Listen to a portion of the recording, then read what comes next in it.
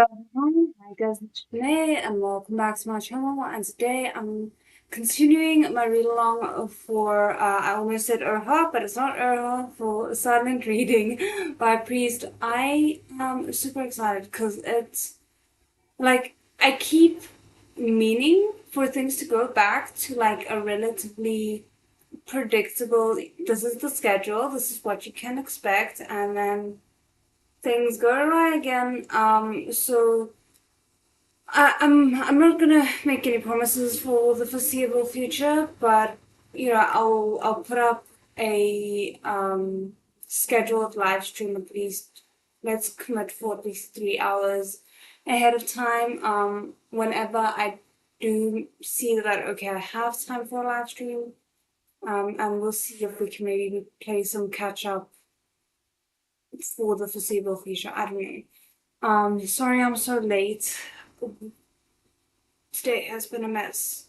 So I was supposed to get home at 5, and have like enough time to, be human, kind of just de-escalate the day a little bit. Hi. Um, and then I got home and our brand new puppy, who I absolutely adore already, but um we found out that she's been kind of like itching quite a lot. We think it's allergies, right? And she managed to like scritch herself open, which was very upsetting. So we took her to the vet, and that took like an hour and a half, and then I ate, and now I'm here. So it's been a bit of a rough day.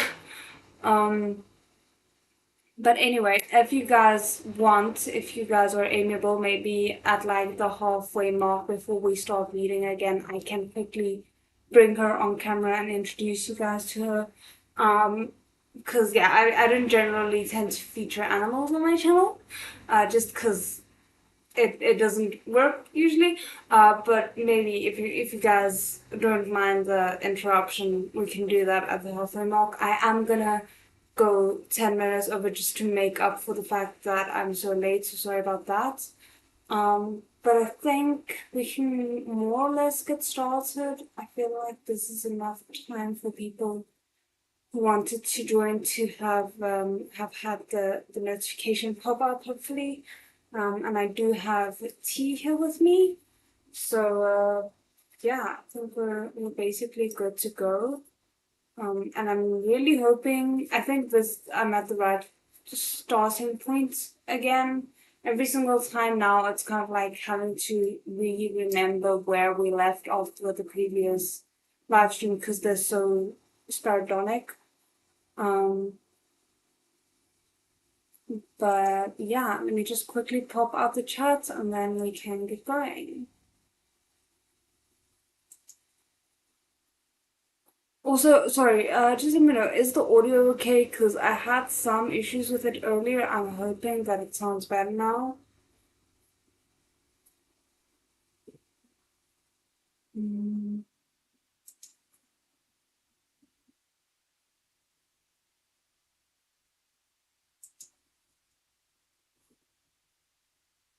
okay.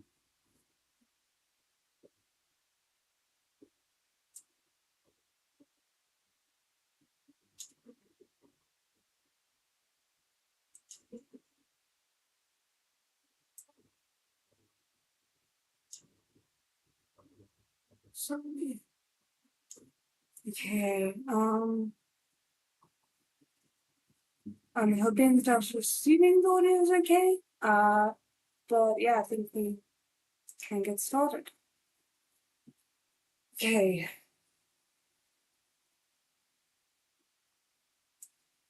Hold on. Audio is perfect. Oh, yay. Okay, great. Thank you. Um, yeah, let's get started. Um, when she was alive, Chen Yin must have known. Oh, sorry. Chapter 30, Julian 29. When she was alive, Chen Yan must have known that none of her personal property would escape notice. Even her close relatives had eyes on him during the critical days after He Zhongyi's body was found in the West District. Wang Honglai had gotten nervous and sent someone to shadow the clueless Chen Zhen. So what about Chen Yan, who had waded in deeper? She was a girl without support. How had she been able to dodge Wang Honglai's vast nets and secretly deposit something with Chu Ying?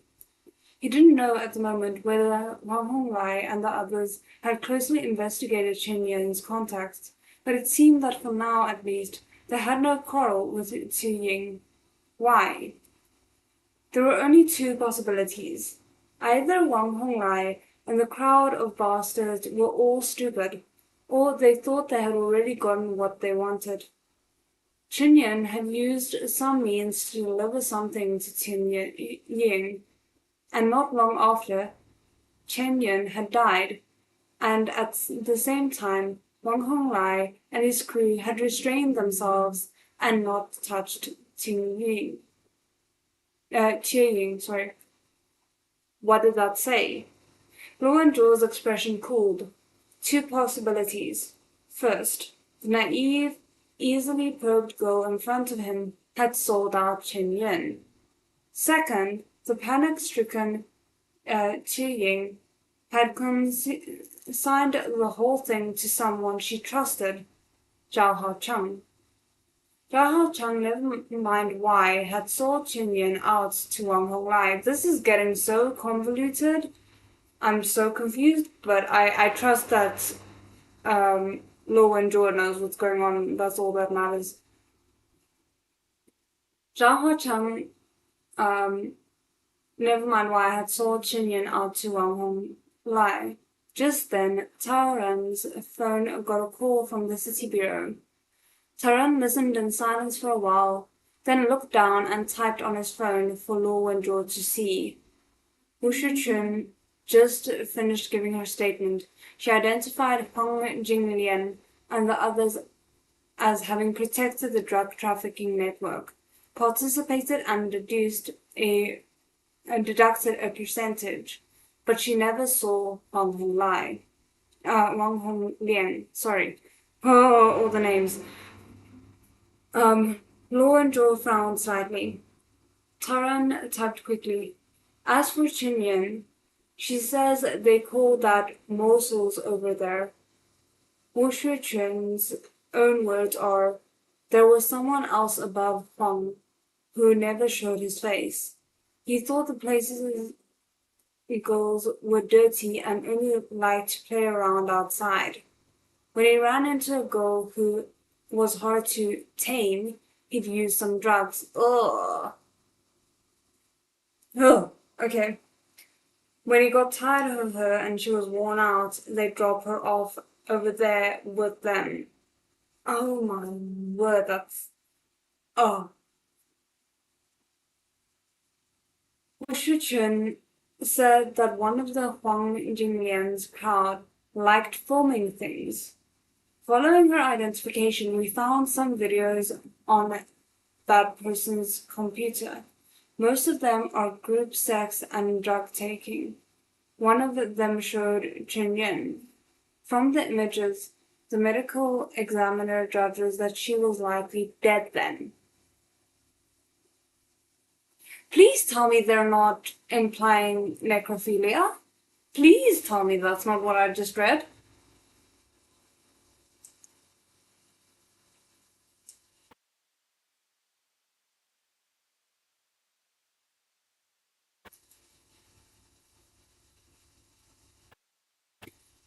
Yes, I have read Xiao Lang.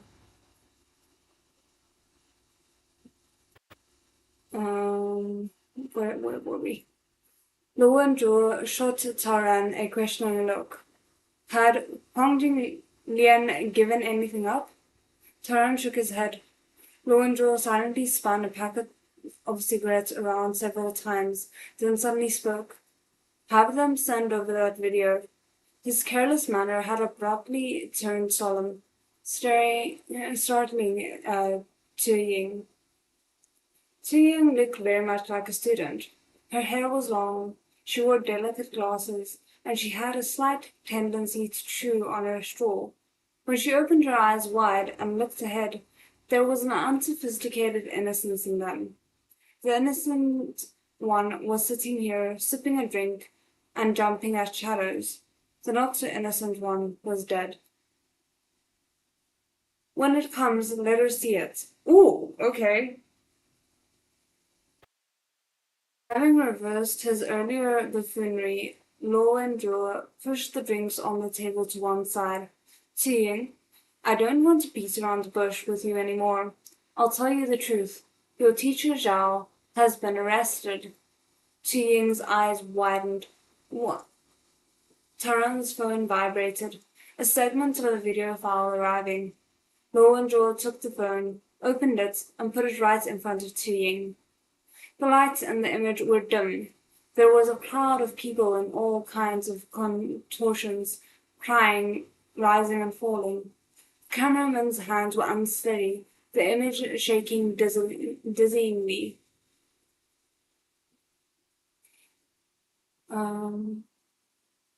Sorry. A man wobbled out of a small door and waved a hand to the person behind the camera. Come look, guys.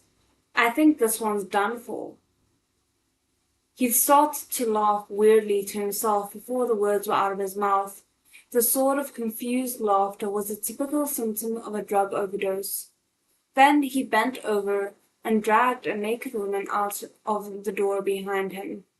Ying didn't know what kind of restricted film this was. She subconsciously wanted to turn away her gaze, but Law and Joe stared fixedly at her. Zhao Haocheng is a suspected murderer, disposing of a corpse, abduction, and other crimes.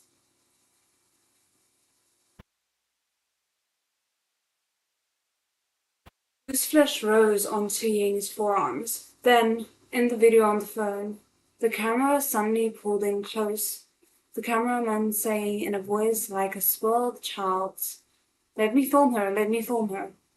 The camera lens traveled up and down Ying's corpse, constantly focusing on her face and private parts.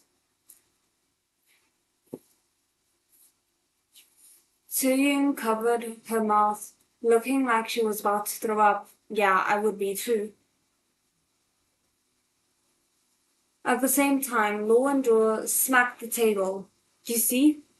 This is how Ying died. Ying stood up at once. Law and Joe said, She trusted you, put a very important secret in your care, and you turned around and gave it to a scumbag. You let her come to this end. No, it wasn't. Ying shook her head, her voice weak. If it wasn't him, who sold out Chen Yan? Are you going to tell me it was you? Luan Zhou asked callously. Do you want to explain to me why she died a few days after calling you? Eternal good cop Tao quietly got into position. Don't scare her. Young lady, less than 2 weeks after the last time Chen Yan contacted you, she met an unnatural death. My partner isn't lying to you about that. Were the two of you on good terms? Ying collapsed back into her seat. You're talking nonsense. Teacher Zhao isn't that kind of a person. Taran softly asked, What kind of a person is he? He's very mature and very calm. He said to me, there's nothing new under the sun. He wasn't surprised at all. The reality is the weak are prey to the strong. The people who become carnivores by a fluke of luck will mercilessly divide up their prey's flesh and blood.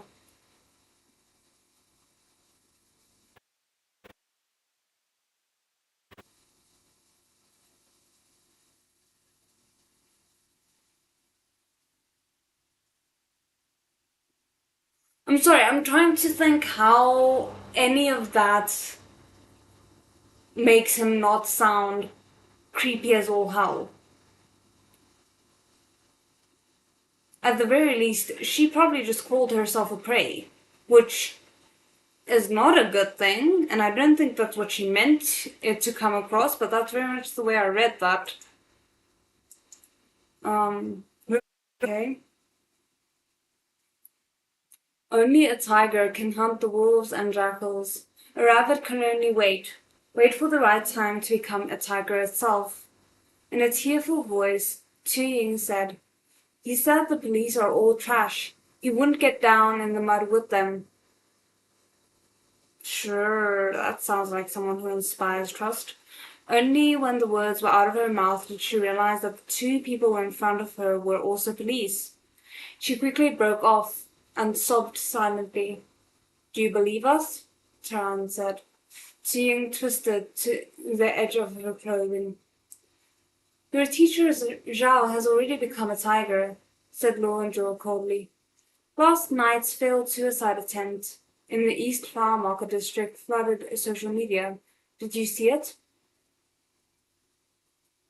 Taran added, "Zhao Hao-cheng committed a murder, then dumped the body in the so-called Golden Triangle lot. Judging by your reaction, you know the place?" Ying sucked in breath, looking like she'd frozen stiff. Taran lowered his voice further. "What's wrong?" He was joking with me once, and he said that if he'd kill someone, he'd go around them and drop the body where they did their business.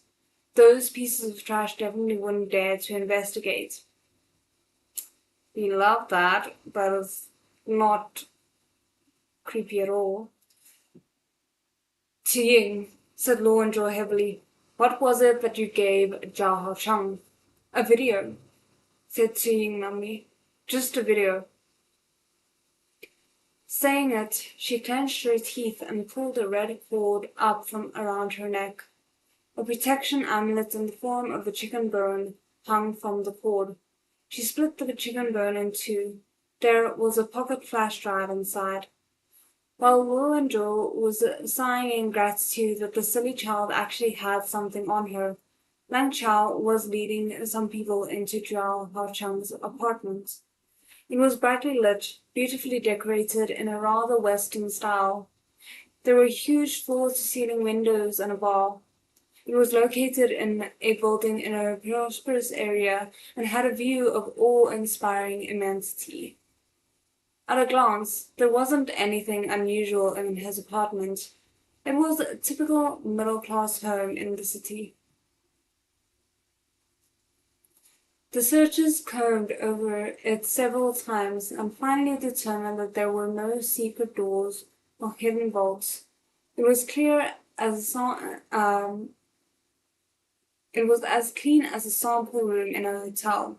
"There's nothing." Lang Chao stood in the brilliant, sunlit living room, hands on her hips as she spoke to Lo and Joe over the phone. "Cabinets, closets. We looked under the bed too. It's an ordinary building. The developers sold hundreds of apartments like this at the same time. There's no way they would have built him a secret room. It's about 100 square meters. We've gone over it centimeter by centimeter. Unless this place has an anywhere door, there can't be anything hidden here. Chief, I've looked into it. There aren't any other properties under Zhao Hacheng's name. If it's really like President Fei guessed, would he have hidden something so freakish in someone else's territory? I mean, it's not impossible. I can't remember how it played out in the drama, so I'm actually kind of hitting a blank right now on what's actually going on.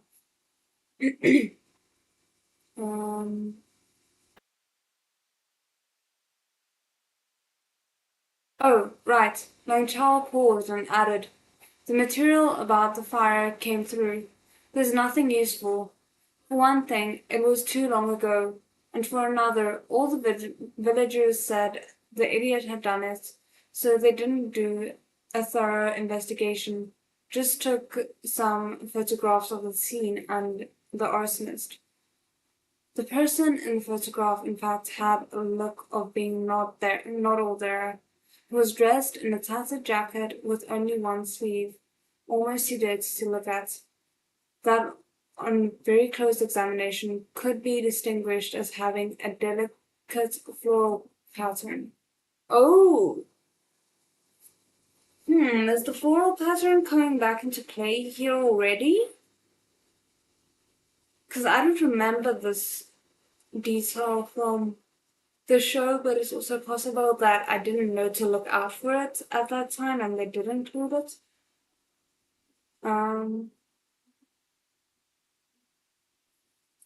Law and Joe paused briefly. Wait a moment. Accept the incoming video conference request. Now Charles stared, hit accept, and saw a computer screen on the other end. Yan City Bureau's entire criminal investigation team, along with Director Lu, were gathered around it. A video was playing on the computer. It had been shot with a pinhole camera. At first it faced a blurry, dark background. Then there was a cry, and a young woman with disheveled hair fell into the center of the screen. Her expression was vague, her face ashen. She desperately reached out a hand, seeming to be thirsting for something but also refusing. Just then, someone spoke outside the frame. Just about there. Give it to her. The camera's angle shifted slowly to the person who had spoken. It was Hong Hong Lai. Oh, I keep hitting this. I'm so sorry, and I just did it again. That is fantastic. And Peng Jinglian was next to him, bending down to say something to him in a low voice. The whole office filled with the sound of sucked in breaths. Director Lu raised a hand and smashed it down on the table. This time you won't get away. The camera focused on the woman again and backed up a few steps. Then a tray appeared in front of the camera, and a pair of hands picked up a syringe. A moment later, the restless woman let out a long breath and twitched a couple of times as if convulsing. Then her face relaxed, showing its graceful outlines. She lay unmoving on the small couch, exchanging a long look with the person behind the camera. Suddenly the image shook, as if the person behind the camera had been pushed. Huang Jingliang appeared in the frame and said urgently, "Hurry up and leave.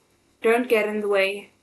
He pushed the person behind the camera all the way to the door, at which point the camera once again had the opportunity to focus on the inside of the room. Ooh, okay.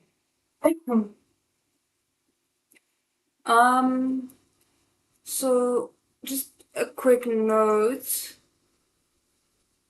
It says there might be an ad appearing, and I don't know. Like, I still haven't figured out how this works, if the ads only appear afterwards, like after the live has finished, or if you guys are affected by it. I'm really not sure. Let me just quickly grab some tea.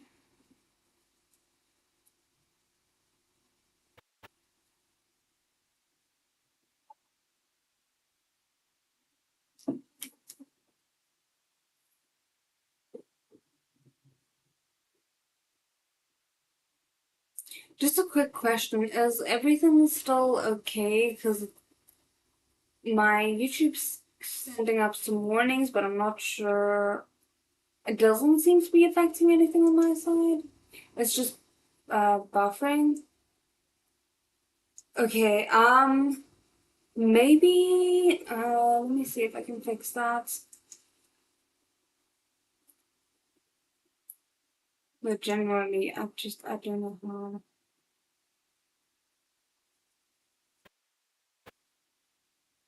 Let's see.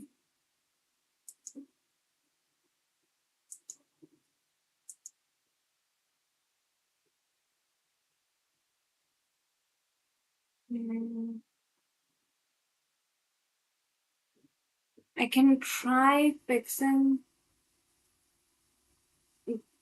it, but I can't guarantee that it might not make it worse. Let's see.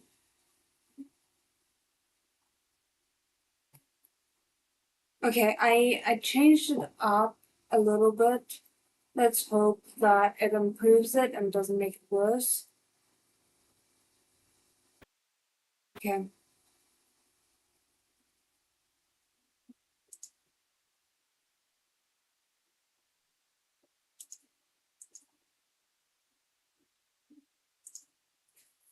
Okay, let's continue with what we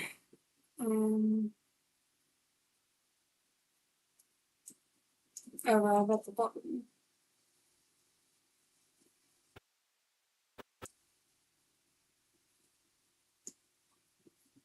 Oh my god, sorry, my laptop is acting up now. Okay. Um, Suddenly the image shook. Okay. A cigarette in his mouth, Hong Hong Liang was just strolling up next to the half-conscious woman. He stroked her shoulder, then looked up and smiled, seeming greatly moved. In the direction of the camera, he said, "When you've seen enough of this kind, it's like eating plain congee every day. Oh my word, a little dull." The person behind the camera hurriedly backed up a few steps and shut the door of the room with a bang. The video ended. The woman who was injected with narcotics in the video is dead. Cause of death is again a drug overdose. The case was resolved exactly the same way as Chen Yin's. Rowan Joel lit a cigarette. Chen Yin filmed that video, and not long after, she was buried among the files in the same way, as if she'd recorded her own ending. That is deeply depressing, my word. When Chen Yin was at school, she often worked to make some money to bring home. She had a lot of absences and her grades weren't especially good. After graduation, she didn't pass the judicial exam, and because of her family background, she couldn't stay on to pursue her studies like her classmates. At first, she tried a law firm, but because she lacked the relevant credentials, her salary wasn't ideal.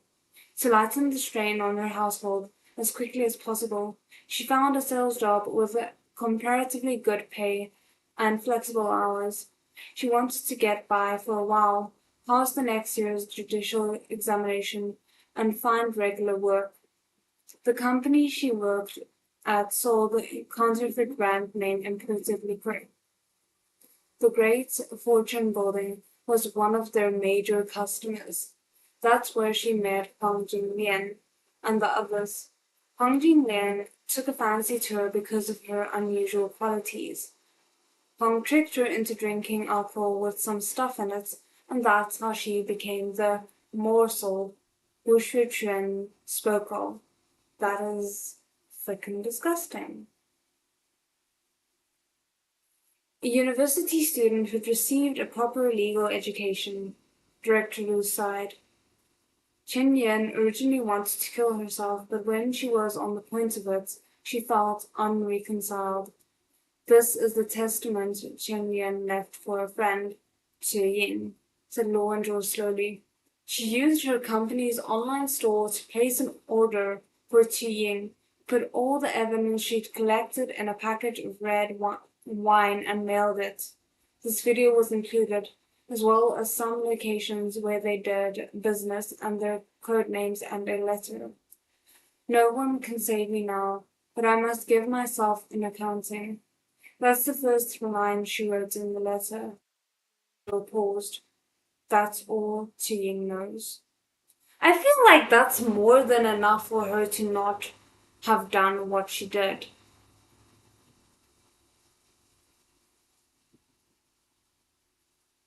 But I guess the person that she trusted wasn't directly involved in it, so maybe it's like, how could she know? But also, why would you just go around telling people about that? Um, Tu Ying revealed the matter to Zhao Haocheng. Zhao Haocheng heard half of it, then interrupted her, told her not to say it over the phone, and arranged to meet her at the little wine shop in the suburb. I looked into it while I was on my way here. that wine shop's owner leased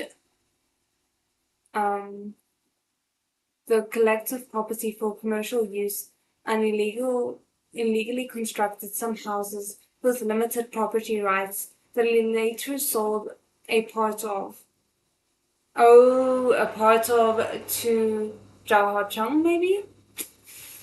Give me the address. Lang Chao understood his intention and at once stood up straight, waving a hand at the people next to her. Come with me. Under the burning sun, the laid-out grape trellises were a little wilted. The scattered scholar tree flowers were nearly all withered. Glumly dragging their heads, a row of little mini villas was hidden silently in an unnoticed corner. The landscaping wasn't finished yet, giving them the uncouth air of the urban rural fringe. That is a really nice description. Like, Priest really knows how to describe things. A crowd of police pushed aside the trembling manager, opened the door to one of the houses, and split up to search. There's a basement here. Lang Chao was the first to go down the cramped stairwell. The smell of moisture absorber hit her in the face. She pressed the switch of the wall lamp and looked up. She was stunned. After taking Lang Chao's phone call, Law and Zhou didn't say anything. Feelings weighed heavily on him. He went to the door, putting a cigarette in his mouth. After a week of non-stop work, the details of these two connected cases had nearly all been clarified. They'd even found persuasive evidence. But for some reason, his misgivings were becoming heavier and heavier. Taran came over. What are you thinking of now?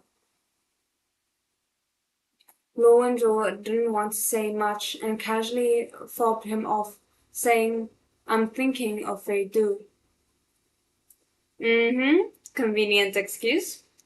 Oh, said Taran in astonishment.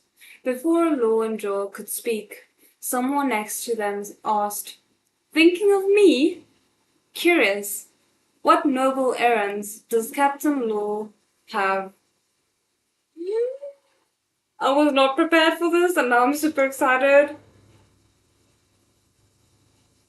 Okay.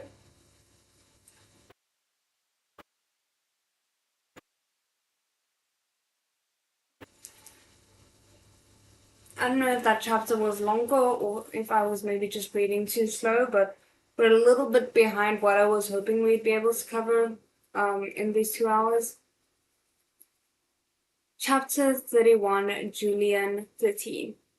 Compared to Officer Tao, who'd stayed out all night, and Captain Law, who'd just smuggled himself out of the hospital, President Fei was dressed about well enough to attend the ceremony.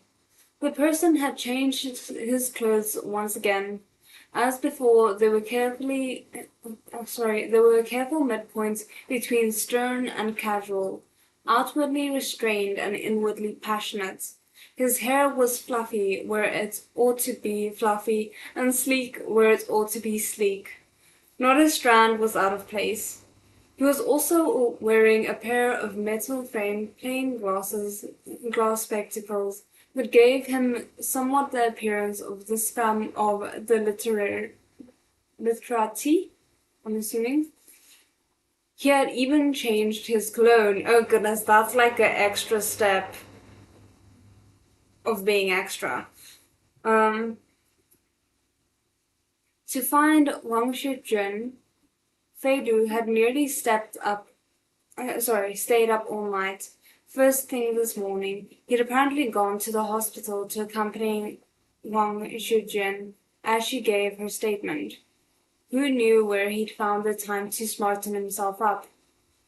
Though Lu and Zhou always believed himself to be the most handsome man under the sun, oh my word, okay, faced with such a clear contrast, he really wanted to beat up the peacock in front of him, especially since the above-mentioned peacock was looking at him with ill intent.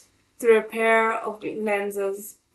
Lowenjaw cleared his throat, forcing himself to go from ready to curse shamed anger to the pure-hearted bearing of a transcendent being. Oh my word, they're both so extra. With great earnestness, he said, "My people found a secret residence of Jauha Chang's and discovered some things in the basement that lined up closely with your inferences. I sincerely think you're awesome, President Fei. As expected from someone with 20 years of experience specializing in the abnormal." That is the biggest backhanded compliment I've ever heard. Next to them, Taran very uncomfortably said, "I don't know about you two, but I'm feeling a little embarrassed." Oh, bless your very straightforward heart. That was adorable. Thus undermined, Luandro stuck his hands in his pockets and asked Fedu, "What are you doing here again? Is your company about to close down?" I came on behalf of her Jonglee's mom to ask about the progress of the investigation. Fedu tapped the watch face on his wrist. Oh my word, sorry, I'm struggling so much. "Also, in view of your senility?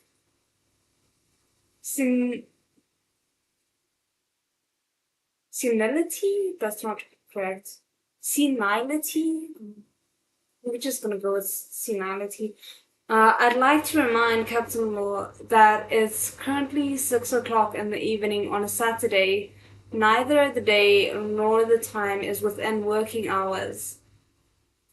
"No enjoy, ... Go,"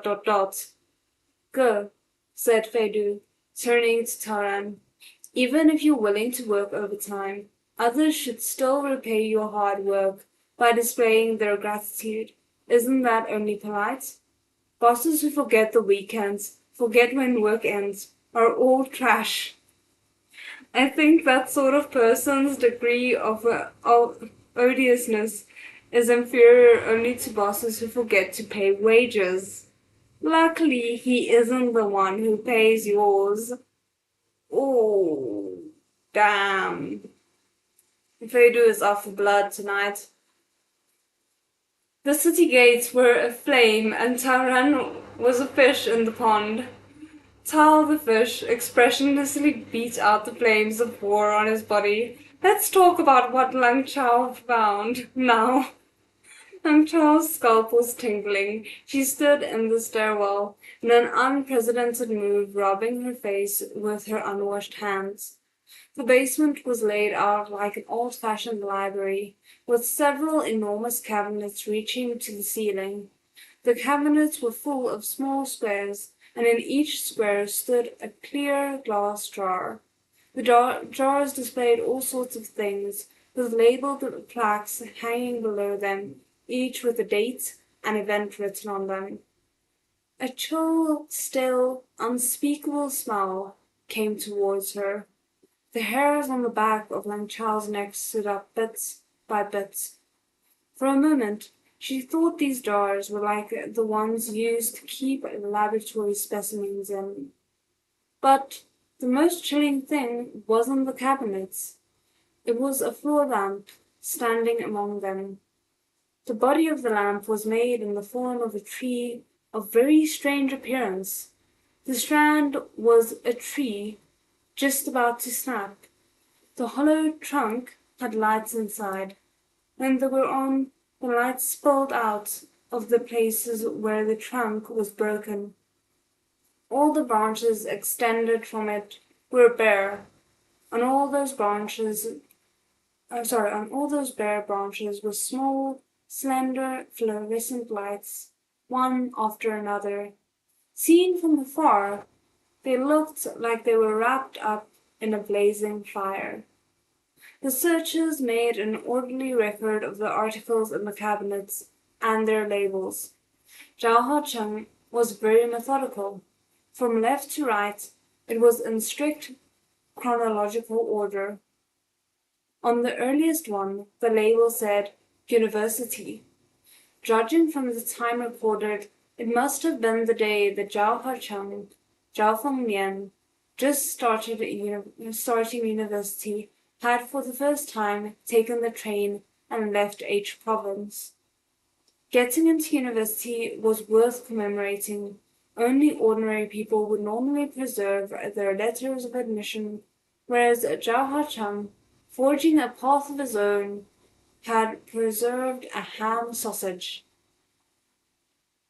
That's a bit weird. When the police took it down, the package on this long-expired ham sausage wasn't even slightly torn. This wasn't the only bizarre thing. There were also a number of other things that no one could make heads or tails of. From his internship period, he collected such items as cotton socks, a wrist brace, a storage disc, and other such odds and ends. To an outsider, the collected items and the events recorded on the labels seemed to have almost no relationship with each other, giving a very perplexing impression. Char, a comparatively nimble colleague, had set up a stepladder and climbed up to the earliest cabinet. As he took down and recorded the glass jar and their labels one by one, he asked, "Are you sure this junk is useful? Small Gongfu teacup, one internship written on it, and what the hell is this?" His words paused. He picked up the jar and looked closely at it for a while. The label says, "Freed myself." The memento is a rag? Young Chow looked up at it. Her pupil shrank. "Give it to me." Wearing gloves, she carefully took the clear jar. Her heart gave a thump. In the chill and damp basement, she shuddered. It was a filthy, greasy sleeve. The old dirt reflected the light of the floor lamp. Underneath was a faintly visible floral pattern. In the photograph faxed over by the small town civil policeman who had handled the arson case, the person had only had one sleeve. Shalang, the person doing the rightmost cabinet, called, "Come over here and look at this." On Saturday evening, Zhao Haochang had already passed a trying day and night at the city bureau. However pleasing to the eye a person was, after a sleepless night, the stubble and the sebum on their face would be sufficiently disfiguring. Okay, if you say so. Zhao Haochang was in a somewhat sorry state, but he still expressionlessly maintained his posture. When he saw Lu and Zhou come in, a file tucked under his arm, he even rather haughtily raised his chin. "Hello, Attorney Zhao. I'll start by saying a few simple things. First, it hasn't yet been 24 hours, so we can still chat a little. Second, no one is preventing you from requesting a lawyer. No one has attempted to pressure you into a confession. And no one has mistreated you. Is that correct? Of course, if you must say that my bureau's dining hall has injured your appetite, there's nothing I can do. We truly don't have the budget to order takeout. On the subject, I suppose Attorney Zhao has no other objections?" The way he just flounces into a place and takes control, I live for. Oh, okay. Just a little bit more tea.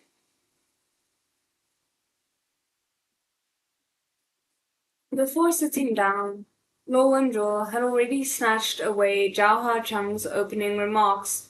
The corner of Zhao Hacheng's eyes twitched, as if he was infuriated by this attitude. He resisted displaying it, and, in a deliberately slow voice, said, "You look rather familiar, but I'm afraid I've forgotten your name. How should I address you?" Lo Wenzhou paused. Not only did he not get angry, he laughed. Then he lazily adjusted his posture and answered, as if it didn't matter to him, "Who, me?" Seeing that you're so clever, how about you take a guess? Zhao Chang had been sitting too long. He was rather stiff, which impaired his originally skillful sneer. He pulled at the corners of his lips, not very naturally. That shouldn't be necessary. I don't think we're destined to see much of each other. Lowendraw spun the pen in his hand. He snuck into the East Tower Market District's Gemini building in the middle of the night and damaged the security railing on the rooftop of Tower A, nearly resulting in... Zhao Huacheng impatiently interrupted him. I've already said I didn't have any idea there'd be someone there that night, or that they'd want to jump off the building in just that place. You say I destroyed public infrastructure, endangering public safety. Okay, I admit it. I'm sorry, I can write a self-examination. A fine is no problem either. Officer, not everyone can be paid out of the taxpayers' dollars. Those of us that have jobs are very stressed. Sometimes in order to chill out, we may very well be a little irresponsible. I've learned my lesson, all right? Thank you. Don't keep sending different people here to repeat the same words to me.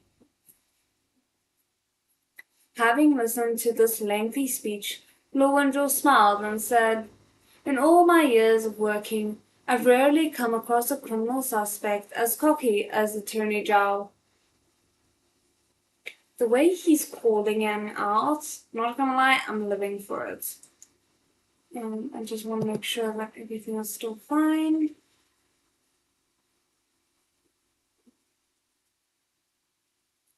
Zhao Huacheng said coldly, Officer, I don't know who you are.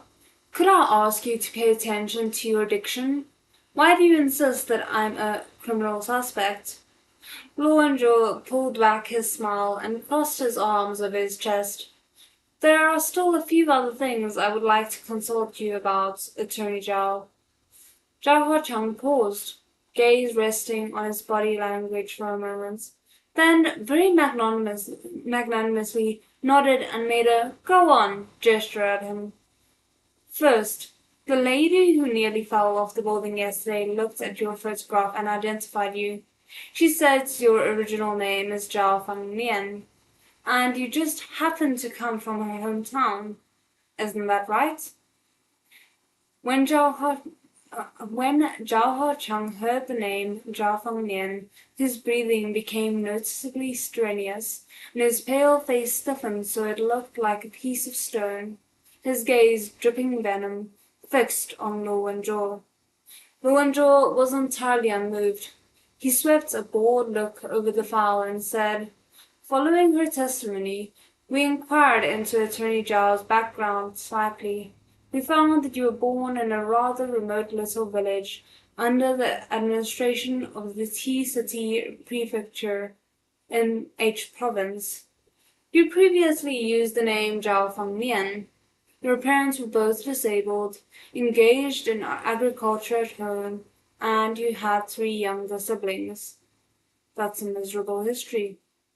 I don't like that, but I understand that it's trying to provoke him, I'm guessing. Zhao Huacheng's expression cooled with every word he spoke. And just at that moment, Lowendraw looked up at him and feelingly said, it looks like Attorney Zhao had it rough. I suppose you only had 1 or 2 people test into university each year there, much less anything more, like becoming so respectable. Also, I find that Attorney Zhao's speech doesn't have any traces of an accent. Was your speech so Western-flavored at home? Zhao Huacheng's hands, laying on the table, began to tremble uncontrollably. He seemed to be planning to stand up and beat Lowendraw to the floor. Oh, I forgot, said Lowendraw, pouring more oil onto the fire. I hear you haven't been back to your hometown for many years. That's not right, Attorney Zhao. Your fellow villagers worked so hard to support you. How can you forget where you came from? Oh, he really is stroking that fire. Jaha Chung pounded on the table, breaking off Law and Jaw's words. He was nearly standing, already out of the chair, leaning forward a little like a beast of prey ready to pounce. Several breaths later, using some enormous quantity of willpower, Jaha Chung suppressed his violent rage and sat back down. Is that so? What a coincidence! I didn't know. Each word Jaha Chung spoke seemed to carry the scraping of enamel. I left home many years ago and don't remember those people very well. Also, officer, I completed university entirely on student loans and scholarships. I saved for travel expenses myself. I didn't trouble anyone to support me. As for whether I do or don't go back to my hometown, you seem to be going beyond the scope of your concerns, right? Ooh, okay. Hi.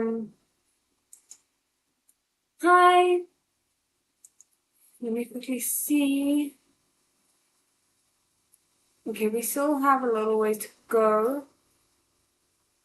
So, I want to ask you guys, do you guys want to see my puppy real quick when I come back? Or should we skip it and just get straight into the read to continuing the reading once I'm back? So I'm gonna take my 10-minute break now. Then I'll come back either with Juliet or we can just keep going. And then I'm gonna try and just continue until 10 past 10 past 10 for me, so 10 past 8 GMT. Because yeah, I think that's more or less the plan. And then if all goes well tomorrow, we shall finally continue with Scumberland because poor Scumberland has really been suffering recently with the amount of read-alongs that I've missed for it. Um, but yeah, you guys can drop whether or not you want to see Juliet, and I shall come back in 10 minutes' time with or without her. We shall see. Okay.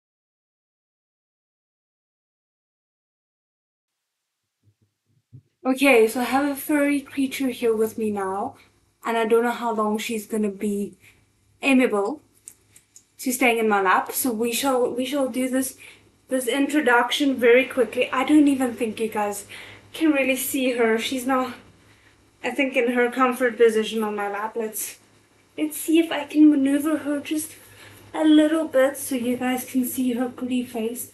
Oh, she's a golden retriever, so she's already quite big, like by lapdog standards at least. She's quite big, but obviously by golden retriever standards, she's still very small. And she's also very sorry. I don't know if you guys can hear me, but she's also very like quiet. She's kind of coming out of her shell a little bit now, but it's still her personality is still peeking out a little bit more every single day as she gets comfortable. So yeah. But this is her. I just wanted to like brag about her for a second because I'm in love. So anyway, okay, I shall. Oh, now she's just comfortable, but she's so hot, and I think it's like 33 degrees here. So I don't want to let her boil in my arms. Um. So yeah, I shall quickly go put her back with my mom. But yeah, okay, sorry. Thank you for being on my show for like 2 seconds. Let me quickly go put her back.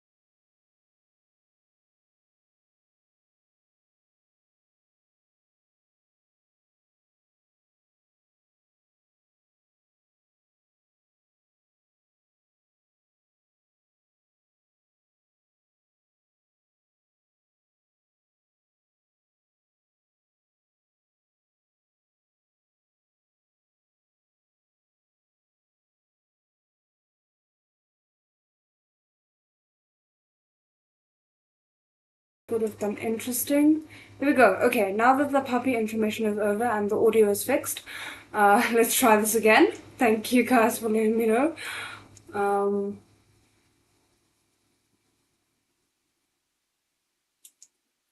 okay.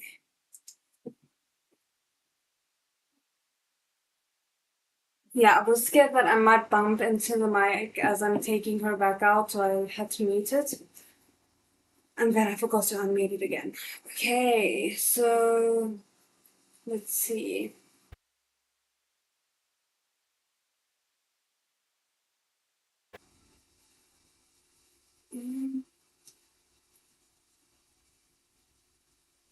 Oh, Lorenzo said, upholding community order and good customs is also one of our jobs. The corners of Zhao Hacheng's mouth stuck up. So, you've established a neighborhood committee. No wonder so many major cases go unsolved. I accept your criticism. Having succeeded in angering the other party, Lorenzo shrugged indifferently and changed the subject. Speaking of major cases, there's another matter I want to ask Attorney Zhao's guidance on. He pulled a photograph out of the file and put it in front of Zhao Hacheng. This girl is called Qinyan. Some time ago, she died of a drug overdose. She went to your school. In his rage, Jaha Chung seemed not to have expected this twist. It's very regrettable, he said dully. The circumstances of her death were unusual. 2 weeks prior to her death, she contacted a university classmate called Tu Ying and passed on to her some important evidence identifying the Flower Market District Sub-Bureau's Director General as having participated in illegal activity. Lowenjo looked him in the eye. We just went to pay a call to this young lady. She submitted the evidence to us. She also mentioned you. In his rage, Jaha Chung... Wait. Oh, sorry. I was about to say, like, did we not already read this? Jaha Chung's eyes flickered and the fist laying on his knee tightened, as if he was quickly recalling his own oversights. Lowenjo said, Tu Ying says that she shared Chinyan's story with you, and you prevented her from reporting it. Did this take place? That is a very good question. And also I just want to make sure that everything is working now. Sorry, paranoia suddenly hit me. It did. Jaho Chung quickly settled on a method for responding and sat up slightly straighter. I really did watch that video. It truly was horrifying. But where should I have reported it? To their superiors? Officer, even sitting here across from you right now, I still don't know whether you're a vermin with a human exterior. What if you're in it with them? Without reporting, what? Oh, what if you're in it with them? Wouldn't reporting be walking right into a trap? We common folk of limited abilities can only play it safe. Is there anything wrong in that? There isn't. What did you do after you found out about this? Asked Lowenjo. I went to make an inspection, said Jaha Chung. But I didn't dare go too deep, because one time when I was pretending to drive past, some people I suspected of being drug traffickers kept their eyes on me for a long time. I realized then that this was a very dangerous business and warned Tu Ying that she absolutely couldn't say anything about it. We could only act like it had never happened. That's very convenient, and if they didn't have the other proof to back anything that they're speculating about up, this probably would have been a dead end for them because he has quite a solid defense, in my opinion.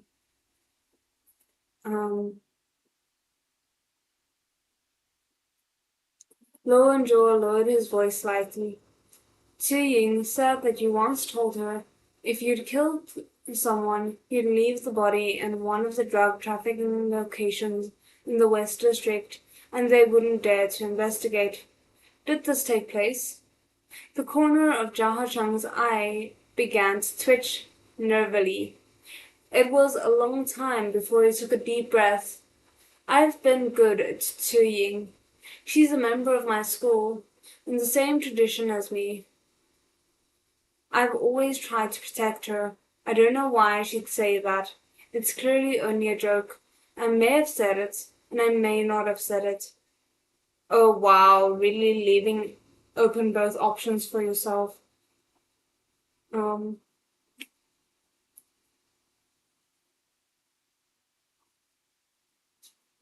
Sorry, I just realized I need to end this word thing because there we go. Sorry about that.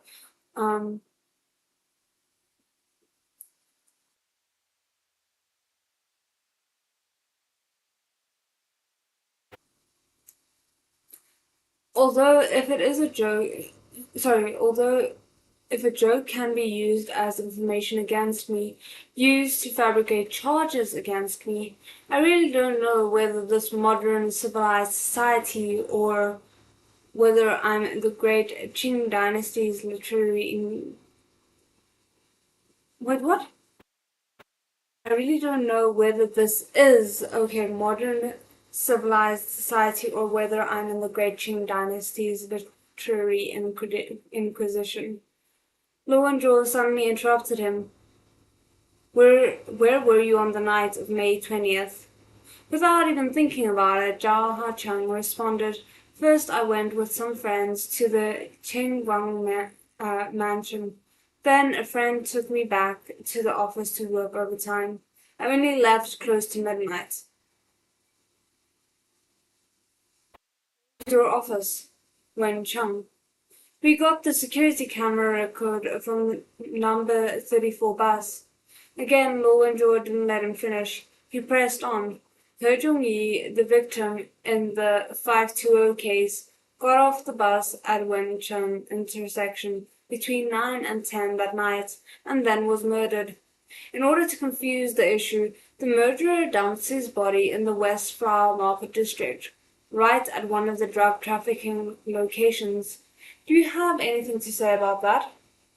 Watching the interrogation room surveillance feed, Tauran quietly said he was infuriated from the start and later he didn't expect that Tuying would sell him out.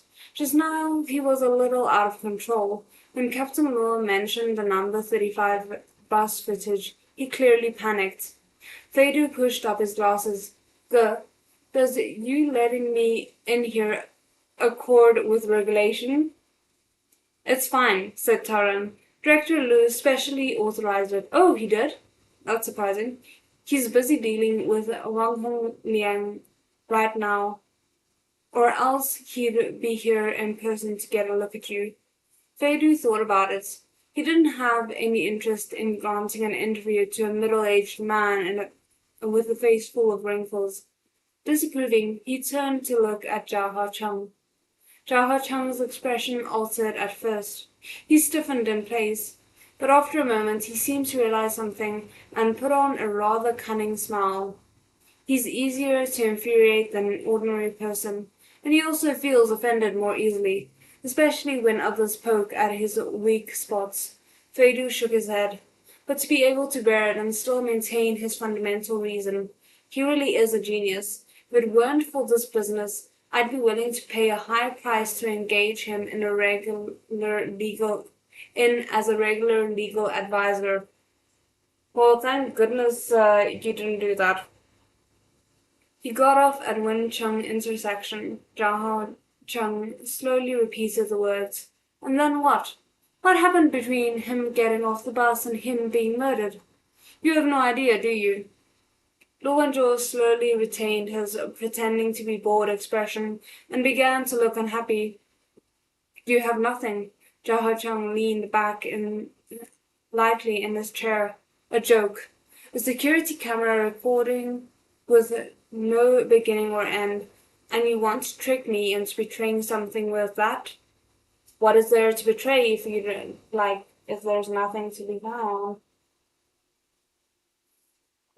Law and Jordan answer. An unbearable silence suffused the small interrogation room.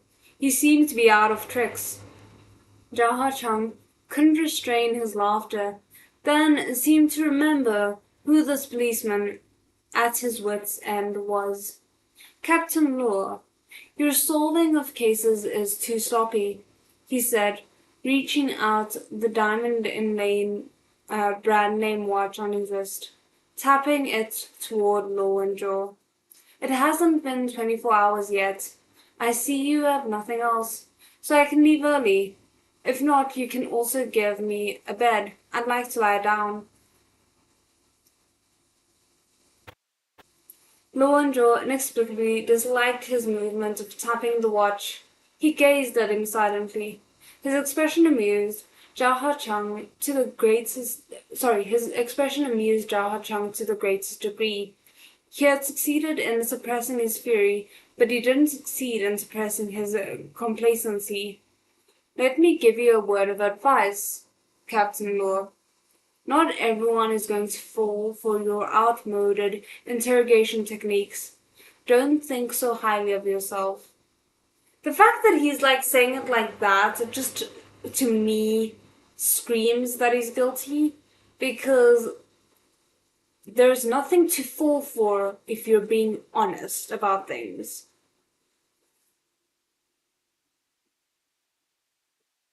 Oh, goodness.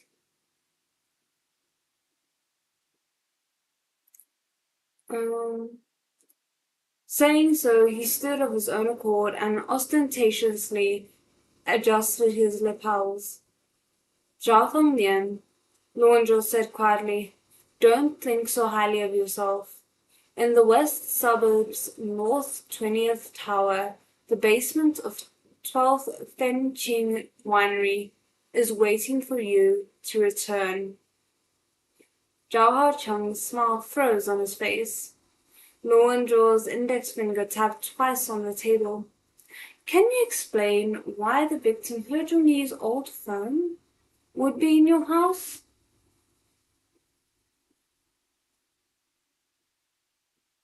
Guys, I live for Lorenzo. He makes me so happy. And the only thing that makes me happier than Lorenzo is Lorenzo and Feidu together. Or Feidu himself, but like, so, yeah, I can't. Ooh, okay. Chapter 32, Julian 31. The interrogation room's door opened, and two expressionless criminal policemen came in, flanking Jawhar Chung to each side and pressing him back into his seat.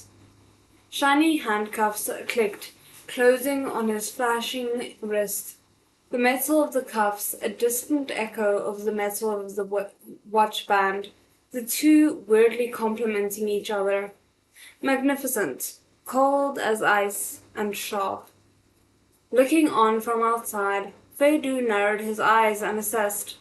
Your handcuffs are all very aesthetically pleasing. Could I get a set to take back as a souvenir? Oh my dear Feidu, what on earth are you planning to do?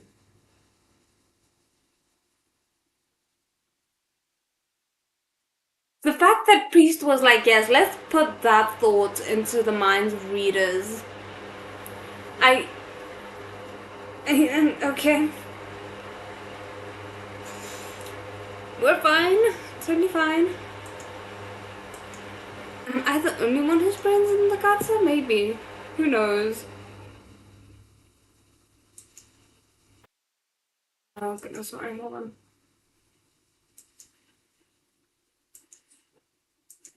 Um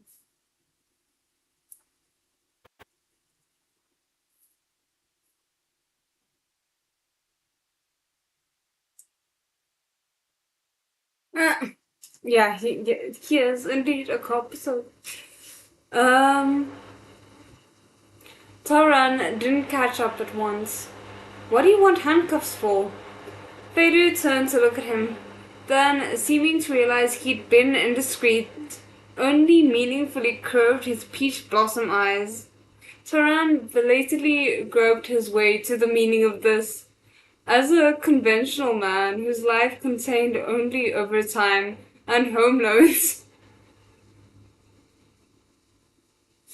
never have I related to a character more. Oh, Taran. Oh, my word. Yes, that is me.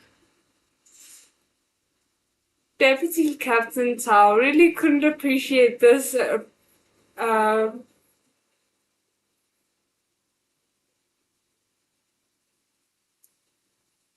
how do you pronounce that word? I want to say bourgeoisie, but that is not it. Is it? Let's just go for that. Lakes of wine and forest of meat. Seeing Feidu's disgraceful behavior, he strongly felt his field of vision had been polluted. He then justly reprimanded, talk nonsense again and you can get out. Gave a dry cough, properly suppressed his magic powers, which were unsuited to the venue, and didn't say a word. The ice-cold handcuffs made Jaha Chung give a fierce shudder. He came around and, not losing hope, tried to defend himself as before. Slow down. What house? Lowenjaw coldly interrupted him. You want to say the house isn't yours?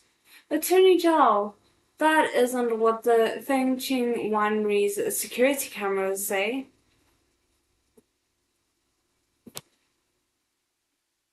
The panic on Zhao Hacheng's face could no longer be suppressed. The handcuffs clanked. Lowenjaw enjoyed his expression, then unhurriedly added, Also, who told you we lost track of He Zhongyi after he got off the bus at Wencheng intersections? No, it's not possible. You're under suspicion of premeditated murder and purposefully disposing of a body. Fearing that the victim's relation would recognize you, you also tried to coerce an innocent woman to publicly commit suicide and damaged high elevation guardrails. You involved yourself in the investigation repeatedly, attempted to mislead the police, and framed another person. Jaha Chung, the evidence of these crimes are conclusive. What more do you have to say? Lowenjaw suddenly looked up and glanced at Jaha Chung, the corners of his lips turning up roguishly, displaying a pampered, lording, scornful sneer, stabbing right at the pit of Jaha Chung's heart. Lowenjaw said, You've worked hard and struggled so many years, and you were a step away from ascension to the heavens. And then, with one wrong step, you slipped and became a murderer. What fate has ordained in the end comes to pass. What is not ordained cannot be asked.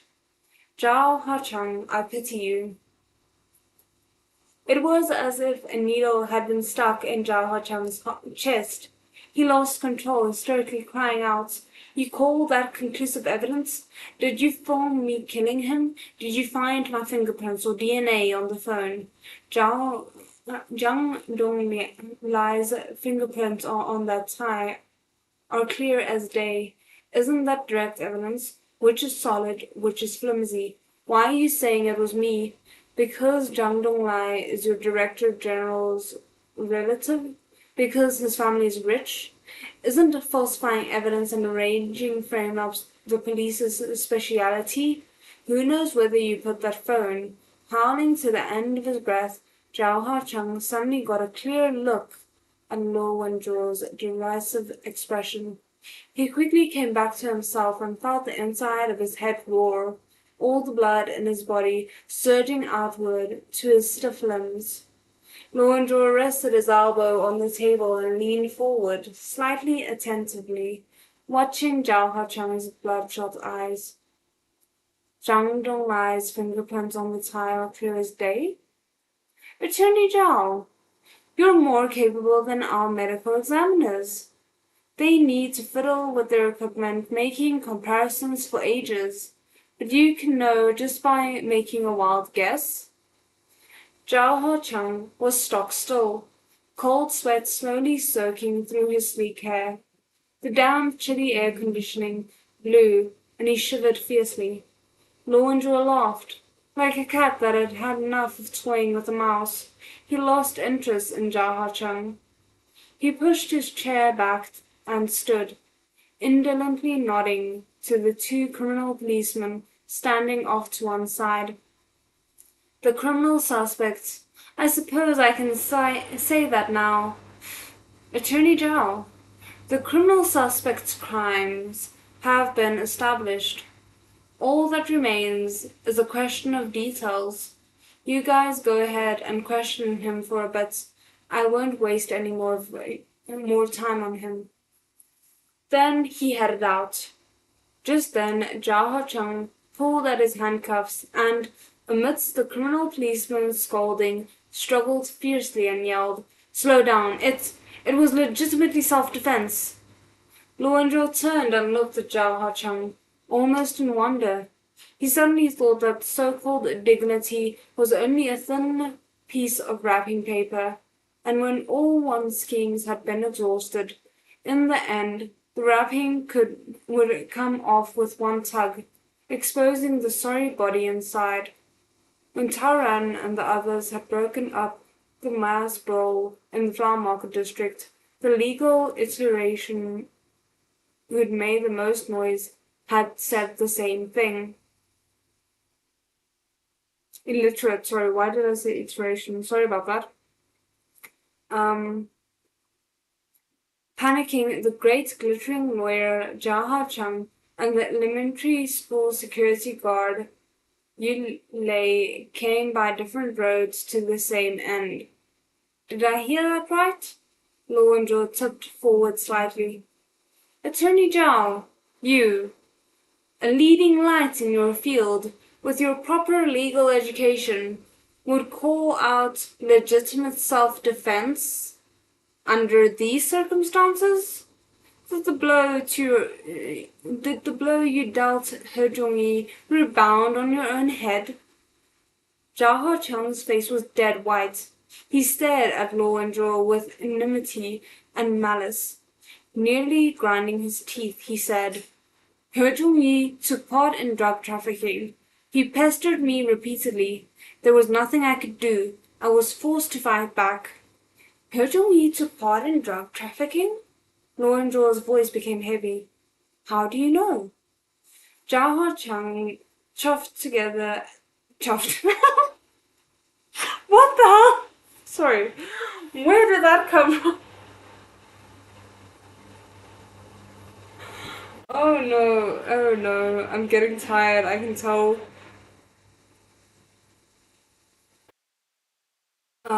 Let's try that again. Chuffed. I'm not very chuffed with myself right now.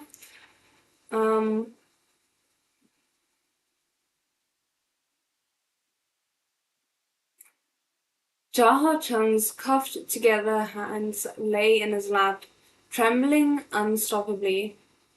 He was clenching his fists tightly, nails biting into his flesh and drawing blood, but he didn't notice. I have evidence. I know you're investigating Chinyan's case. I'm an important witness. I can cooperate with the investigation, but you have to promise me leniency. Lo and Joel looked at the security camera, meeting Feidu's gaze through the equipment. Feidu leaned forward, arms crossed over his chest, and gave a rather interested, "Wow." "What is it?" said Taran. He thought at first he'd won a complete victory.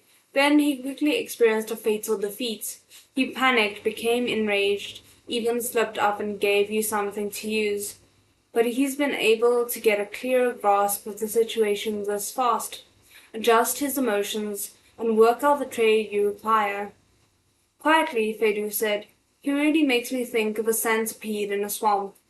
Oh, I'm very interested to hear how he came to that conclusion. An insect with 100 legs, dead but not stiffening. Lo and Zhou sat back down across from Zhao Cheng. Go ahead. Zhao Cheng took a deep breath. I need your promise. A clean towel, a cup of coffee. In the interrogation room, it was a battle of wits and a series of swindles. Lo and Zhou considered it and felt that his promise wasn't worth any money. Then he generously nodded. Fine. The fact that he's like, oh, my promise isn't worth much, so I can give it away freely. At least that's the way I'm reading that.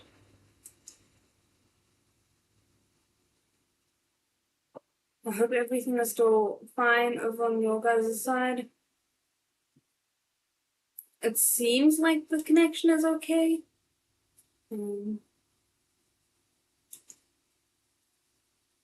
But yeah, okay.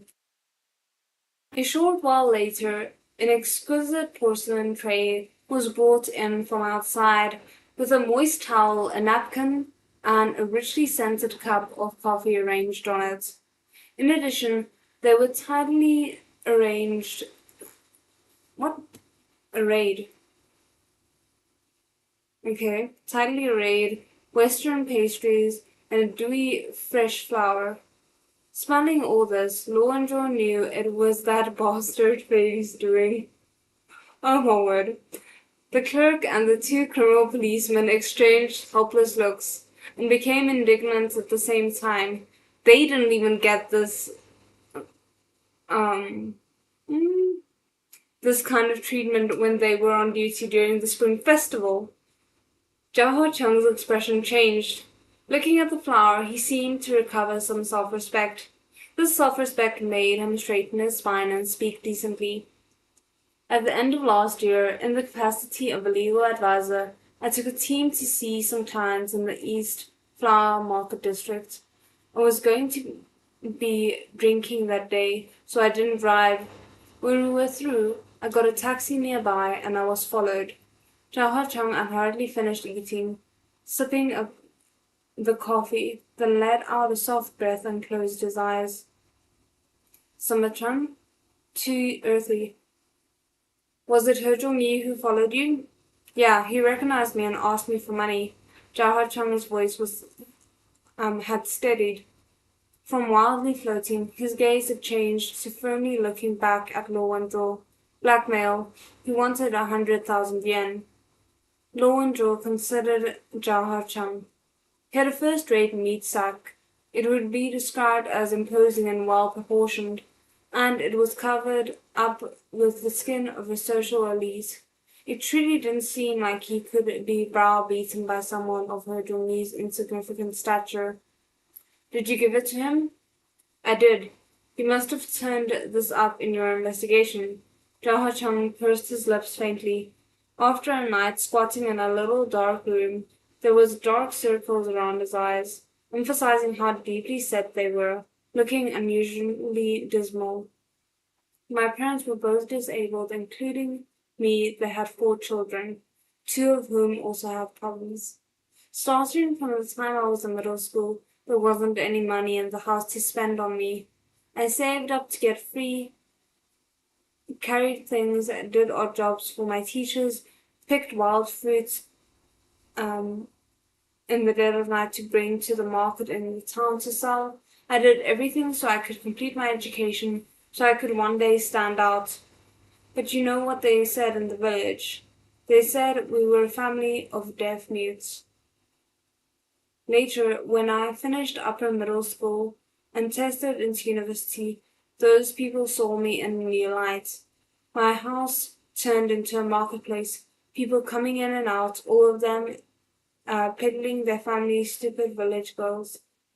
But during my 3rd year at uni, my little brother was born. My parents yearned to have another adult male around the house, but when he was born, he was like my second sister, a congenitally, I'm not sure, um, deaf child with an intellectual impairment. I hate the way they're talking about it. It was a nightmare. From then on, we once again became a family to the village. It was hereditary. In the future, my children will very likely be like that too. You understand? My career was just picking up. I had a girlfriend. I loved her. I couldn't allow that sewer rat to blab in front of her. I had to give him some money to get rid of him.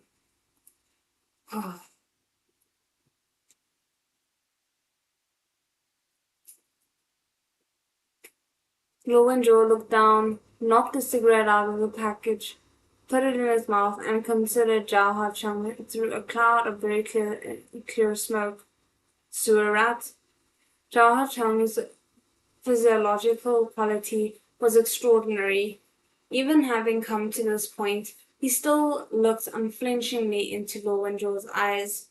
Officer Lu, you grew up in Yan City, right? Then you definitely don't understand what it's like to be away from home, to live in one of the West District's overcrowded rentals. I never dared to go out with my classmates, desperately earning desperately earned scholarship money while I was at school, worked all the time after I got a job. all to save a bit of money to send home. My parents didn't know what it was like for me out here. All they did was constantly ask me for money. Because of my little brother's problems, they wanted to run the risk. What? Sorry, hold on.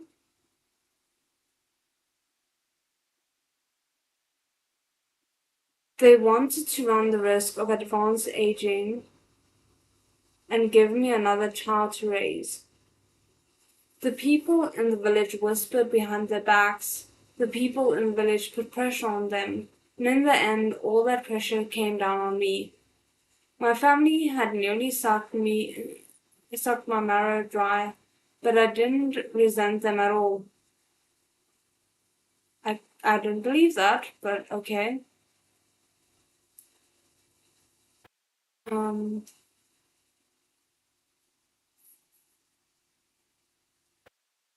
I hoped their lives in the village would be a little better. I even asked for a vacation so I could help re-roof the house. But when it was only halfway done, I took a trip to the country seat. I'm assuming it's meant to the side. And when I came back, my home had been burned down in an accident and turned into a ruin. My parents, my siblings were all gone. Not one escaped. I was inconsolable. But a rumor went around in the village that said that the fire had to do with me. He had come to the important point. Indifferently, Lorenzo asked, "Oh, and did it have to do with you?" The corners of Jaha Chang's lips pursed tightly and he flared up. "You'd ask me that? Are you a beast?" Lorenzo crossed his legs, looked Jaha Chang up and down without anger or surprise. Only when Jaha Chang could hardly stand it any longer did he unhurriedly tap on his cigarette ash and flatly say, "All right, you're pure and innocent, and your plight is mournful. Let's continue with her Jongyi. I left my home, changed my name, thought I'd finally broken free of that barbaric hole. But the peace only lasted a few years before that trash, her, came to find me. He said that it wasn't the first time he'd seen me. He'd also seen my girlfriend. He threatened that if I didn't give him the money, he'd tell Jiang Ting about my family's hereditary disease and the supposed truth about the fire. Zhao Cheng's manner, tolerably even until why am I struggling so much? Tolerably, even until now, began to roll like boiling water. That sentence feels wrong, but okay. Thick hatred, even covering up the coffee's aroma, assaulting the senses, as if it had physical substance. They ruined the first half of my life. They were going to ruin the rest of it, too. All my efforts and hopes. Everything would burst into nothing where those nauseating worms had crawled. Why? "So you decided to kill him," said Lorenzo. "I didn't." Zhao Cheng's chest rose and fell violently. "I wanted to compromise and avoid trouble. I even got 100,000 yuan in cash and gave it to him. I only asked him not to mention me to other people. But he wasn't satisfied. He was always pestering me. I even prepared to be blackmailed for a long time and went out of my way to request an unregistered number he could use to contact me. I accepted my former academic advisor's invitation and returned to my alma mater to lead a class of Shidi and Shimei in real-world experience. I met Qiying, a girl with a gentle and quiet nature, very dependent. If she had needed anything, she'd ask me. One day, she called me in a flurry, as if something major had happened.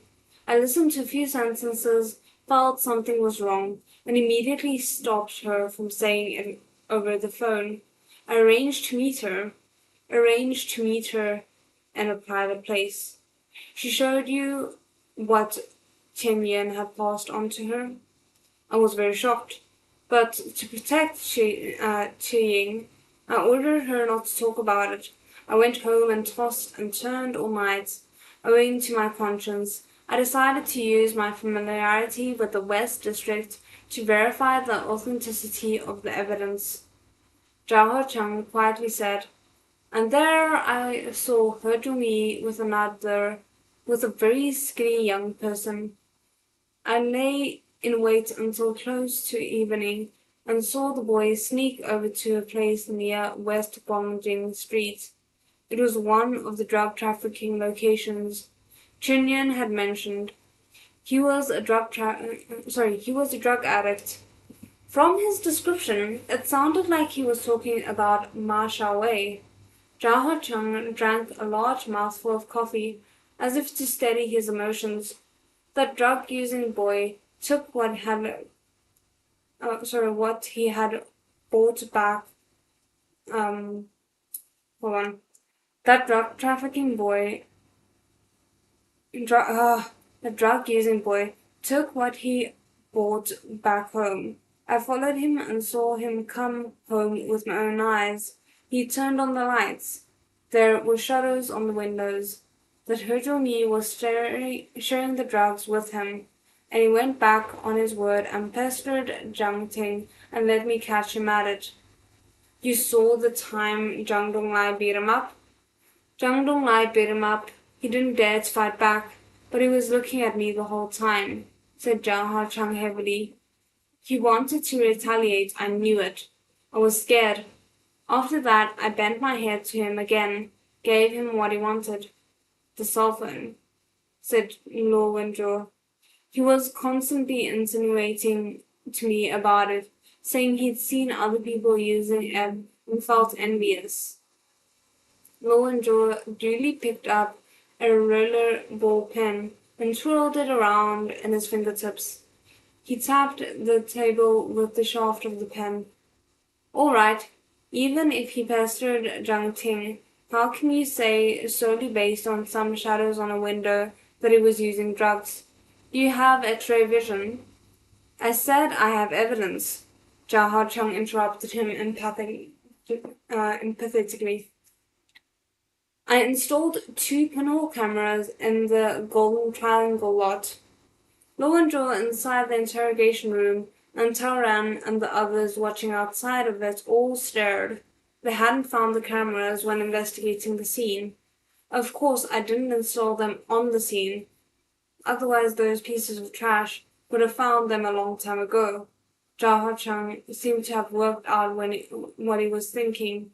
His gaze was faintly disdainful. The West District streets are convoluted. There are places you think a road goes all the way through, but actually it's blocked off midway. There are places you think are very well concealed, but actually they're a projecting part of a far-off building that you can see everything clearly from. I installed 1 camera outside the window of He Zhongyi's apartment and the other on the roof of a nearby public toilet. The clerk's forehead was covered in sweat. He simply couldn't keep writing. What did you film? Asked Luo Wenzhou. I filmed the course of several transactions in the Golden Triangle lot. Sometimes there were only drug traffickers. Sometimes you police degenerates were there patrolling, safeguarding them. Luo Wenzhou quickly followed up. And the records, where are they? But I'm assuming he used that, like, if what he's saying is true and he really does have cameras that recorded things like that, he used that to blackmail Wang Hongliang in order to kind of get him to cooperate with him, maybe? At least that would make sense to me.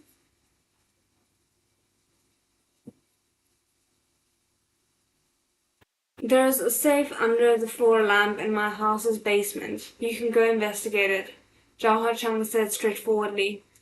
When you're finished, you'll know I've told the truth.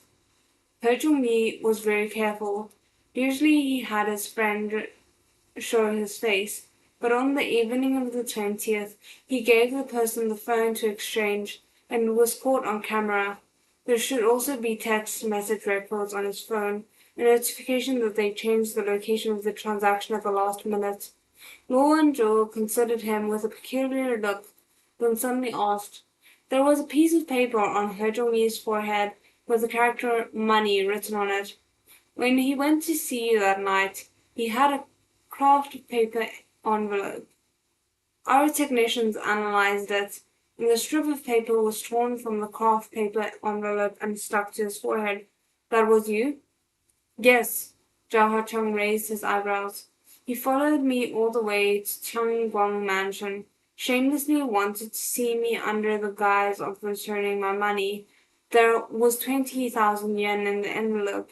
Officer Luo, I ask you, aside from selling drugs, where is a poor country brat going to get 20,000 yen? Oh, this bit, I don't know why, but it just infuriates me way too much.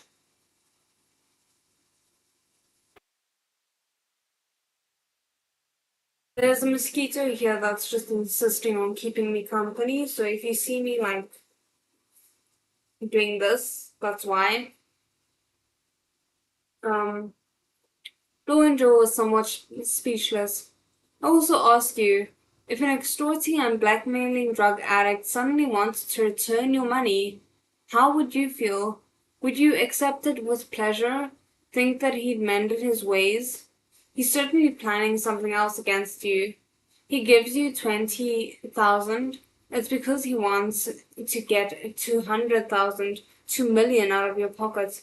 These greedy bumpkins, what do they know about money? Jaha Chung's deep-set eyes were like two deep wells, hardly allowing light to pass, with bone-chilling darkness rippling inside.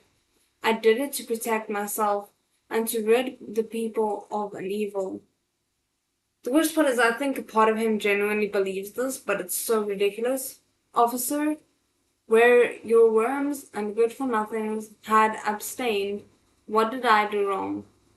Attorney Giles' moral is correct. Luanjo nodded good-humoredly. Could you give me the code to your safe? We'll go check the evidence of her Jomi's guilt. One of the criminal policemen beside them immediately handed Jaha Chung a pen and paper. There was a cold smile on Jaha Chung's face. He blithely wrote down the code. Luanjo at once passed it on to Lang Chao, who was at the Feng Ching winery, and 5 minutes later received Lang Chao's confirmation text. Thank you. Luanjo stood up and smiled at Jaha Chung. Attorney Zhao, I just have two things left to say. Would you condescend to listen? Zhao Haocheng was forced to raise his head to look at him. First, Luanjo stuck up one finger.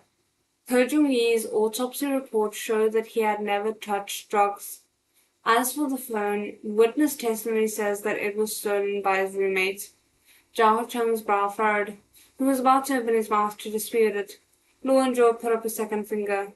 Second, since you used your infinite resources to place the pinhole camera outside the window of Hojung's apartment, why didn't you simply put it inside the room?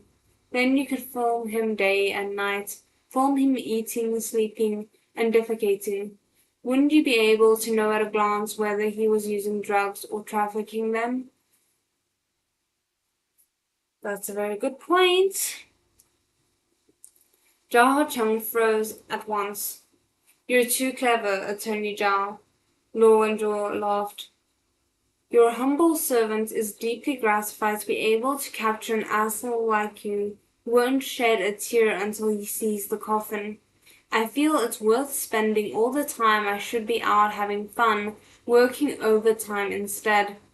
As for my promise, sorry, I'm an asshole too. I'm only sincere in front of my wife.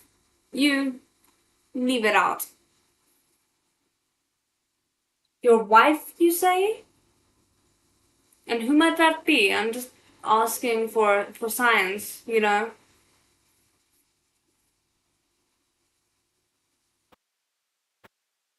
Stopped speaking. He didn't feel like looking at this hypocritical, painted face anymore. and left the interrogation room. Taran didn't come around at first. What did he mean? Using the images, you can trace the location of the cameras. Vidu stared unblinkingly at the crumbling Zhao Hacheng.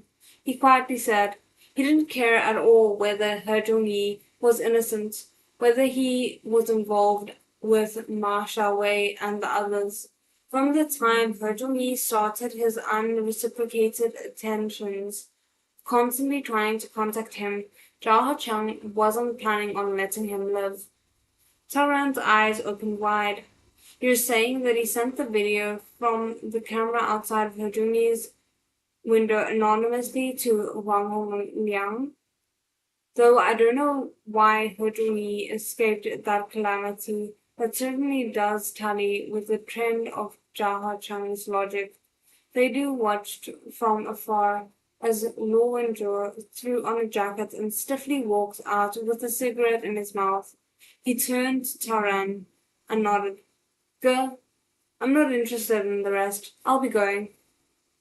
Do you want to maybe just be in time to catch Lu Wenzhou when he's leaving? Is that what's going on? Or am I seeing too much? Then he pushed up his glasses and unhurriedly headed out. When he brushed past Lu Wenzhou, he looked curiously at Captain Luo's rigid posture and very urbanely extended a greeting to him. You seem to have strained your back. The elderly should look after their health.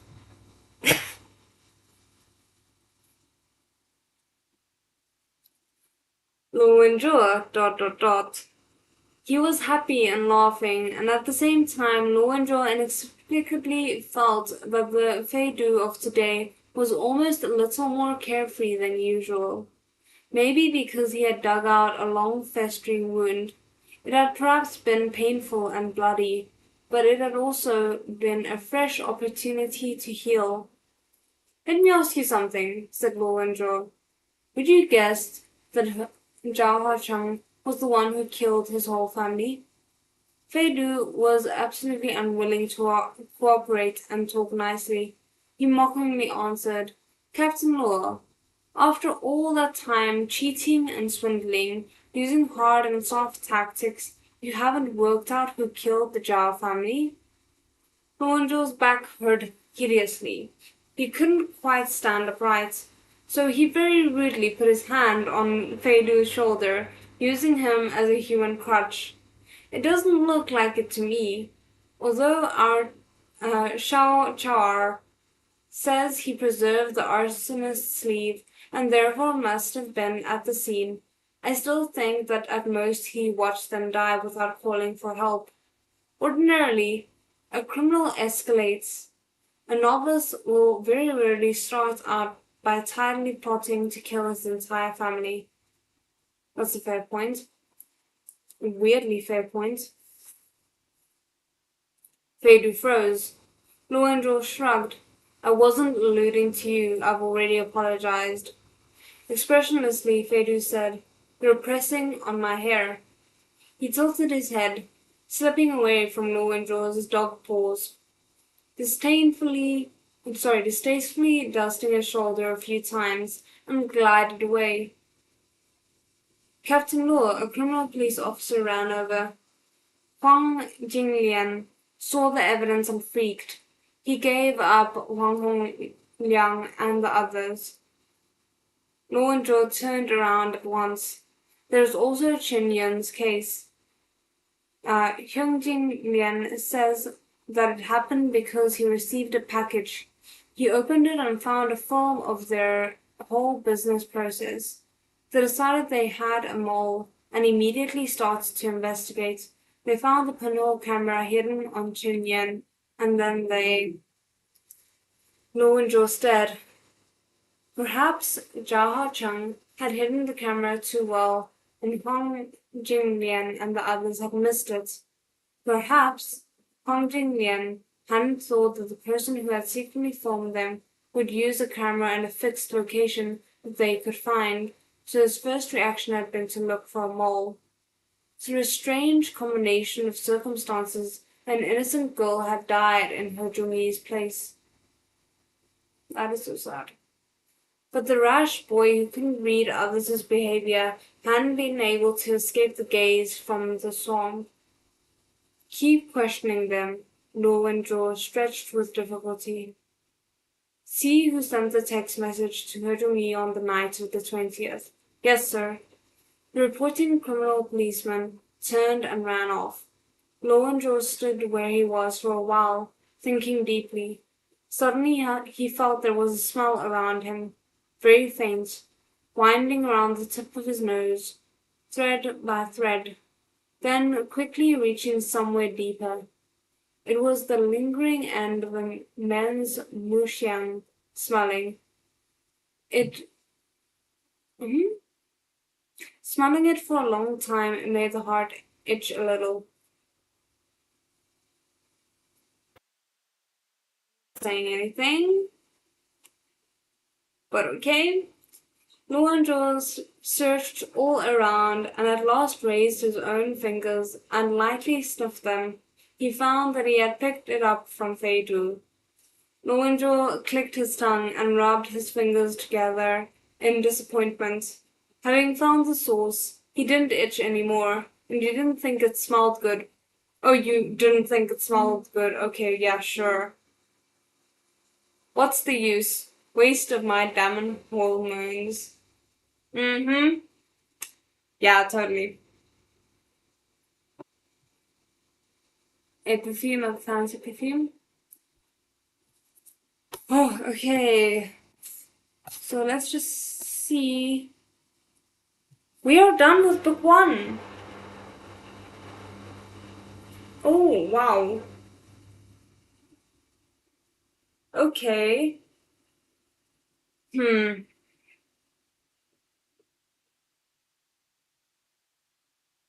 I'm wondering now, because technically I was planning to go on to chapter 50, because apparently that's where the how should I say it, like the show ended was equivalent to chapter 50 of the novel. Now I'm wondering if I should maybe end it here for now, finish up Stumbling Volume 2, and then come back to this a little bit later on. I'm not sure. What do you guys think? Because I'm really curious and I've really been enjoying this. So I do kind of want to continue, but at the same time, there's Urha and there's Scumberland. I need to kind of like figure out how to prioritize all of it. Um, but yeah, so drop your thoughts either here or you can drop it in the comments after the live has ended. We'll see how it goes. At least tomorrow, if everything goes the way it's supposed to be going, which it really hasn't been recently, but if it does, I'll be seeing you guys for Stumbling Volume 2. So, yeah. However your time permits, but I, of course, want to listen to the whole thing. Okay. Yeah, we'll see how it goes. I also, unfortunately, don't think we're going to be getting to Urha before the start of the new year just because of all the delays that have been happening with these two. So that might impact my decision as well. Because I would rather not rush going into Urha and rather just finish this up neatly. But we'll see. Anyway, thank you guys so much for joining me tonight. And if you are joining me tomorrow, I shall see you then. But otherwise, I hope you have a good week. That's what I wanted to say. Bye.